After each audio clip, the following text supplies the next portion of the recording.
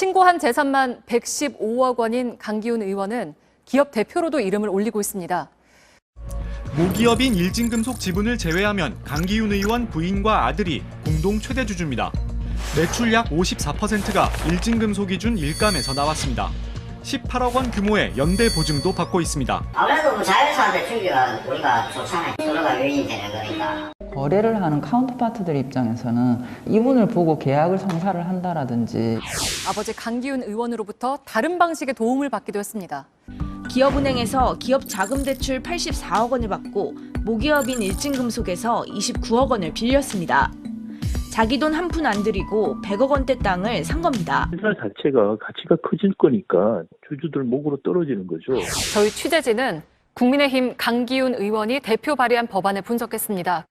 주주가 법인의 빚을 갚기 위해 자산을 무상으로 양도할 때 특수관계인, 즉 가족이 얻는 이익은 증여 대상에서 빼자는 내용입니다. 쉽게 말해 부모가 자녀 회사 주주일 경우 회사 빚을 갚기 위해 자기 돈을 줘도 증여세를 내지 않아도 된다는 겁니다. 부의 증여라고 하는 것이 아무런 거리낌 없이 세금 없이 이제 될 수 있는. 공익 사업을 위한 땅은 양도세를 전액 면제해야 한다는 법안도 대표 발의했습니다. 이곳이 지역구인 강기훈 의원은 공원 예정 부지에 땅 7,036제곱미터, 약 2,100평을 소유 중입니다.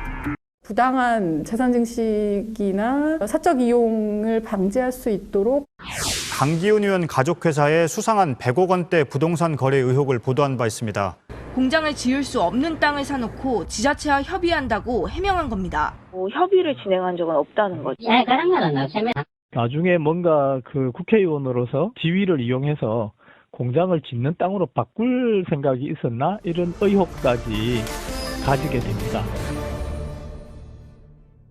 이 국민의힘 강기훈 의원은 본인이 회사 대표이기도 하고 또 아들 회사에 각종 지원을 해주고 있었습니다. 일감을 몰아주고 거액의 빚 보증을 서주고 심지어 아들 회사가 자기 돈 한 푼 없이 100억 원대 부동산을 사게끔 해주는 마법 같은 일을 보여주기도 했습니다. 저희는 이 내용들을 추적하는 과정에서 강기훈 의원이 본인 혹은 가족이 직접적 금전적 이익을 볼 수 있는 법안을 대표 발의했다는 사실까지 확인을 할 수 있었습니다.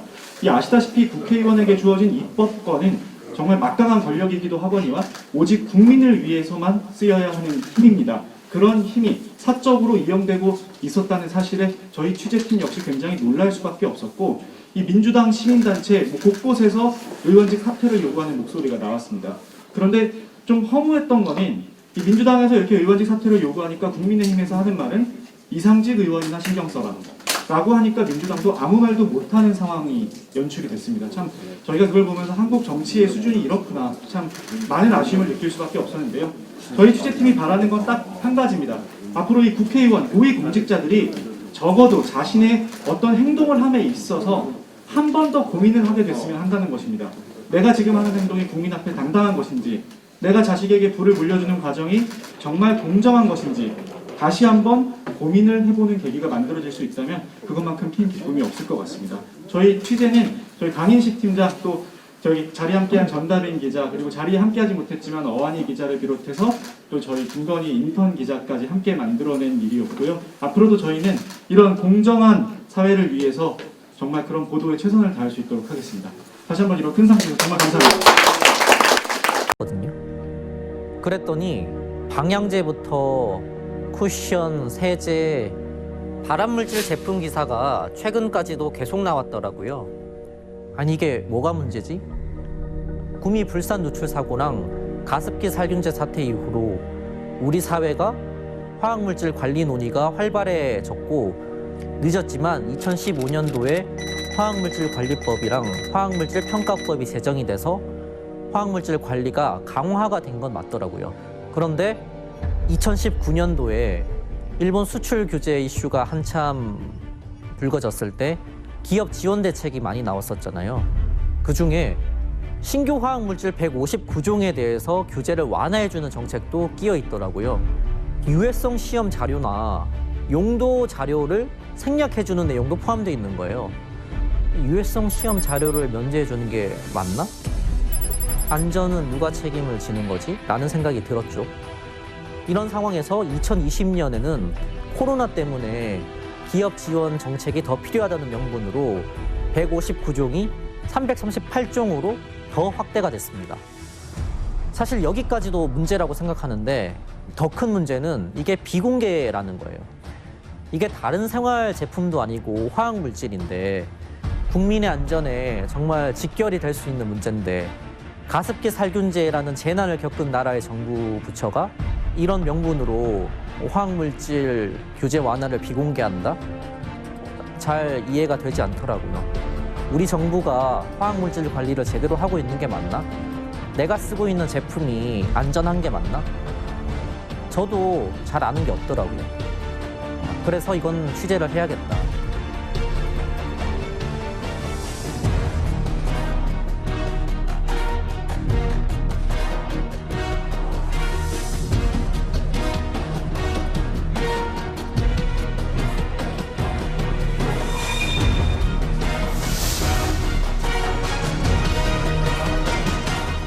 화학물질 취재를 하면서 느꼈지만 화학물질은 이제 더 이상 100% 인과관계를 저희가 찾을 수 없습니다.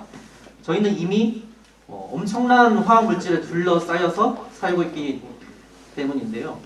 정말 글로벌 탑 독성학자라도 100% 인과관계는 절대 찾을 수 없을 겁니다. 제가 그걸 보면서 정말 아쉬웠는데 이제 그 독성학자분들이 많이 얘기하시기를 우리가 100% 인과관계는 찾을 수 없지만 지금 우리가 가지고 있는 만성 질환들, 뭐 난임, 불임, 당뇨, 치매 모든 만성 질환이 화학 물질 때문이라고 단언한다라고 독성학자분들이 얘기를 해주셨거든요. 그러니까 저희가 정말 조금이라도 우리 사회가 더 민감해지기를 바라면서 이 프로그램을 제작했고 다행히 큰 상을 주신 덕분에 한 명이라도 더 이 작품이 상을 받았네? 이 작품이 뭐지? 하면서 찾아봐가지고 한 명이라도 더 이 화학물질에 대해서 민감해지겠구나라는 생각이 들어서 참 좋았습니다. 네, 감사합니다. 요즘 스마트폰으로 지도 어플 많이들 사용하시죠? 혹시 카카오 맵 쓰시는 분들 이번 소식 눈여겨보셔야겠습니다. 500만 명 이상이 사용 중인 카카오 맵을 통해서 민감한 개인 정보들이 줄줄 새고 있다는 사실을 저희가 확인했습니다. 내가 어디 사는지, 직장은 어딘지, 가족에 대한 정보는 물론이고 군사 관련 기밀까지 아무런 제약 없이 누구나 볼 수 있다고 합니다. 먼저 김세진 기자의 단독 보도 보시고 자세한 내용 짚어보겠습니다.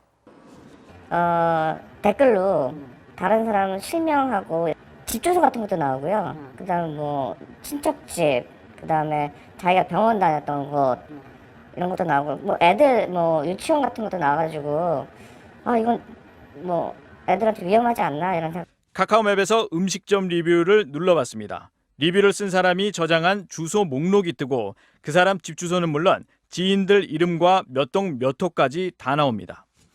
또 다른 사용자의 경우는 직장 동료와 상사 수십 명의 상세 주소는 물론 본인의 출장 내용을 적어둔 메모까지 보입니다. 이번엔 한 병원 리뷰를 클릭했더니 리뷰를 쓴 사람의 즐겨찾기에 군사 기밀로 보이는 내용들이 들어 있습니다. 작전 부대의 이름과 위치, 훈련 진지의 위치도 있습니다. 얼마나 정확한 정보인지 확인하기 위해 카카오맵을 작동시키니 깊은 산속으로 안내합니다. 네, 이 산 입구에는 아무런 표지가 없었지만 이 실제 산을 올라와 보니 카카오맵에 나타난 군 진지의 위치가 이렇게 동일함을 알 수 있었습니다. 말씀 좀 여쭐게요. 3대대가 저기 위에요, 밑에요? 여기에요? 국방부에 확인한 결과 이 정보를 저장한 사람은 현직 군 간부였습니다. 부대 진지 같은 경우에는 실제 상황이 되면 가장 먼저 거기로 이동을 해서 대응을 해야 되는 상황인데요. 그 위치나 상황이 적이나 누구나 볼 수 있는 거라면은 사실상 군 작전이라는 게 무용지물이나 다름없는. 지금까지 경제팀 김세진 기자였습니다. 잘 들었습니다. 저는 원래는 그 유통 담당이었었는데 잠깐 외도를 해서 IT 기사를 이제 썼는데 그 생각보다 이제 문제가 굉장히 심각해서 계속 하다 보니까 그 카카오맵의 이제 개인정보 유출 혹은 노출 사례를 이제 발견하게 된 건데 그 뭐 전체적으로 방송이 이제 저는 그냥 팀으로 한 게 아니기 때문에 전체적인 길이는 뭐 연속 보도 형태를 띠고 있지만 뭐 길이는 이렇게 길지 않았지만 사실은 그 방송에 담지 못했던 얘기가 상당히 많았습니다. 왜냐하면 개인정보 노출이기 때문에 저희가 이제 취재하면서도 그 2차 피해를 조금 감안을 해서 이제 굉장히 그 민감한 개인정보들이 노출됐던 뭐 방송에도 뭐 보도를 했지만 자신의 성적 정보라든지 성적 일탈이라든지 여러 가지 이제 정보가 있었습니다. 그런 것을 이제 피해서 확인하느라고 굉장히 조금 그 애를 먹었던 그만큼 개인정보라는 것이 이제 한번 노출되면 거의 사회적인 살인으로 갈 수 있는 여러 가지 정보를 담고 있다. 저도 이번에 이제 취재하면서 알게 됐고요. 더불어 뭐 최근에 이제 데이터 3법이라고 기업들이 데이터를 이제 더 많이 잘 쓸 수 있게 하는 법이 이제 통과됐는데 그거에 비해서 이제 취재하다 보니까 우리나라 이제 개인정보보호법이 굉장히 후진국 수준에 머물러 있다. 특히 이제 저희 보도 이후에 국회에서 그 최근에 또 그 인공지능 관련해서 논란이 있었던 이루다랑 그다음에 카카오맵 방지법이 같이 그 발의가 됐고요. 3월달에 이제 그 다음 달에 이제 그 처리를 한다 뭐 이런 방침을 들었는데 그만큼 그 데이터와 관련해서는 그 개인의 정보를 보호함에 있어서 굉장히 이제 그 여러 가지 조치들이 현재는 미흡하기 때문에 계속 관심을 가지고 그뿐만 아니라 동료 기자분들도 함께 이렇게 이제 공부해봤으면 좋겠다라는 분야였었고요. 이제 특히 최근에 이제 플랫폼 굉장히 기업들이 많이 나오고 그들은 굉장히 그 데이터를 이용해서 말 그대로 이제 무한한 이용을 통해서 이윤을 추구하고 있지만 그거와 관련된 뭐 제재라든지 규제라든지 이런 것은 거의 검토되고 있지 않다. 그러함에 있어서 언론이 이러한 부분에서 좀 더 관심을 저부터 가져야겠다라는 생각이 들었습니다. 감사합니다. 5.18 민주화 운동 때 계엄군의 무차별 발포에 분노한 시민들이 건물 관계자는 이 업체가 간판도 걸지 않았고 월세도 제대로 못 냈었다고 설명했습니다. 월세 안 내고 그런 거는 뭐 여기가 그랬으니까 뭐 확실한 거예요. 당시 업체 모기업의 사업 추진 실적을 믿고 계약했다고 해명했습니다. 박 씨가 알아보니 자금의 출처는 5.18 구속 부상자회와 복지 증진 사업 업무 계약을 한 업체 측. 모두 문흥식 5.18 구속 부상자 회장은 돈을 받거나 약속한 적이 없다며 녹취에 참배하는 인물이 보입니다. 바로 5.18 구속 부상자회 중앙회 문흥식 회장입니다. 5.18 단체 세 곳 가운데 회원이 가장 많은 구속 부상자회 중앙회장 문흥식은 어떤 인물일까? 이는 다름 아닌 문흥식. 혐의는 폭력과 공갈, 사기, 협박 등 무려 5가지에 이릅니다. 즉 이른바 신양 오비파 행동대장으로 돼 있다는 겁니다.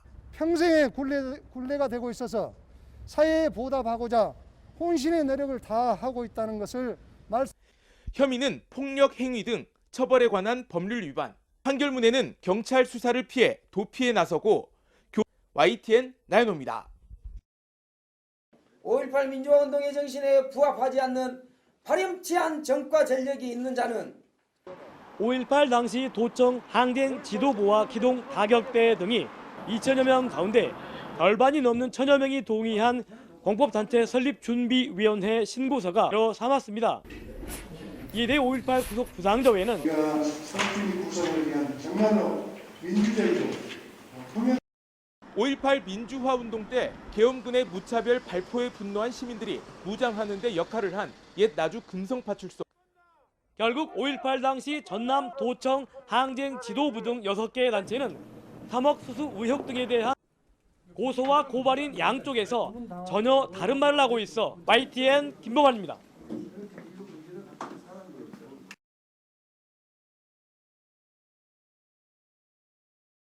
굉장히 5.18에 대한 비판이나 이 안에서 일어나는 비리들 이런 것들에 대해서 보도하는 거에 대해서 굉장히 다들 좀 광주에서는 성역화돼 있습니다. 그럼에도 불구하고 저희는 이번 이 보도가 어차피 이제 5.18 민주화 운동도 불혹의 나이, 그러니까 41년 됐거든요, 올해. 그래서 40년 이상 되온 만큼 더욱 성숙해져야 하고, 그리고 무엇보다 지금 공법단체 설립을 준비하고 있습니다. 재향 군인회나 그리고 5.18 월남지 참전 동호회 이런 것처럼 지금 공법단체 설립을 준비하고 있는데, 이 과정에서 그 기존에 잘못된 것들은 다 정리를 하고 다시 성찰을 하고 넘어가야 된다. 그런 취지에서 이번 시기가 저희가 보도를 하는 적기다 이렇게 판단을 했습니다. 그보다 더 어려웠던 점은 취재 대상이 조폭입니다. 조폭 행동대장 출신이고, 이 때문에 혹여나 있을 보복이 있지 않을까. 실제로 그런 비슷한 일들도 위협이 있었고요. 그래서 굉장히 어려운 가운데 취재를 했습니다. 아까도 말씀드렸다시피 이 5.18 자체가 성역화되다 보니까 저희가 이번에 그 공적 설명서를 쓰는데 평소 때 이제 여러 번 공적 설명서를 써봤지만 타 매체 반향이 있지 않습니까? 거기에다가 한 줄도 저희는 쓰지 못했습니다. 그 어떤 매체도 저희와 같이 이 기사를 쓰거나 같이 취재를 하거나 그러지 않았습니다. 그렇게 어려운 상황이었음에도 불구하고 이 방송기자연합에서 저희 보도 가치를 크게 인정해 주셔서 정말 너무나 감사드립니다. 이 5.18과 관련해서는 앞으로도 취재할 아이템들이 굉장히 많이 남아 있습니다. 그래서 지금 2월인데 3월, 4월까지 계속해서 성역화되어 있는 5.18 계속해서 취재하는데 전념하도록 하겠습니다. 네, 고맙습니다. 김민주 기자의 단독 보도입니다. 정보윤 기자가 한 뼘 더 들어가 봤습니다. 거대한 쓰레기 더미, 15톤 넘는 대형 화물차가 장난감처럼 보입니다. 결국 쓰레기 매립의 전제 조건은 소각장이란 얘기인가요? 맞습니다. 하지만 수도권 공공소각장의 노후화가 상당히 심각한 것으로 OBS 취재 결과 확인됐습니다. OBS는 수도권 공공소각장 38곳의 기술진단 보고서 전체를 입수해 한 뼘 더 들여다봤습니다. 내구연한을 넘긴 소각장은 절반 이상인 21곳, 주민 반발과 예산 부족 등을 이유로 진척은 요원합니다. 이게 15년, 20년 만에 완전히 도시개발을 다 되는 바람에 들어갈 데가 없는 거예요. 이제는 아마 굉장히 지자체에서 소각장 하나 짓는 게 대보수라든가 하는 게 아마 하늘의 별 따위가 되지 않을까 싶기도 해요. 앞서 보신 대로 소각장 보수나 확충이 꼭 필요해졌지만 여전히 기피시설이란 인식 때문에 사업 진척이 어려운데요. 그렇지 않은 경우도 있습니다. 경기 하남시 일대가 한눈에 보이는 유니온타워 전망대. 코로나19 여파 속에서도 하루 평균 100여 명이 찾으면서 지역 주민들의 생활시설로 자리 잡았습니다. 2010년까지 까만 연기를 뿜어내던 부천 삼정동의 소각장도 지역 주민들과 새로운 모습으로 만나고 있습니다. 지금은 각종 전시와 공연이 펼쳐지는 문화공간으로 바뀌었습니다. 혐오시설이라는 이미지를 벗고 지역 주민들의 생활 문화공간으로 자리매김한 소각장들. 지역사회가 상생을 위해 고민한 결과입니다. 이처럼 수도권 매립지 관리공사가 현 매립지를 2027년까지 연장하려는 것은 5년이나 시작이 늦어진 대체 매립지 조성까지 시간을 벌겠다는 속셈입니다. 환경부는 이를 위해 올해부터 반입 총량제 위반 자치단체에 쓰레기 반입을 영구 중지시킨다는 방침인데요. 지자체에 경각심을 주는데 좀 한계가 있을 수도 있을 것 같아요. 페널티가 아니라 아예 못 들어오게 다른 방안을 만드는 그런 방안을 만든 게 이제 올해 역점적으로 추진할 그런 내용이 되겠습니다. 일단 큰 상 주셔서 감사하고요. 저희 방송사가 많아서 중앙뉴스는 다들 많이 하니까 수도권 현안에 좀 집중해보자. 그래서 수도권 주민들한테 좀 사랑받을 수 있는 뉴스를 해보자고 지난해 이제 TF가 만들어져서 구성원들이 이제 함께 고민해서 가능했던 일이었습니다. 같이 공을 나누고 싶고요. 그리고 수도권 매립지는 지금 ING입니다. 30년 된 문제인데 아직 ING여서 지금 자료 요청을 하는 것이 많기 때문에 꼭 다음 아니더라도 다음에 시상식에서 곧 만날 수 있었으면 좋겠습니다. 함께 해준 보윤이랑 시영씨 못 왔는데 감사하고 앞으로도 함께 취재 이어갔으면 좋겠습니다. 감사합니다.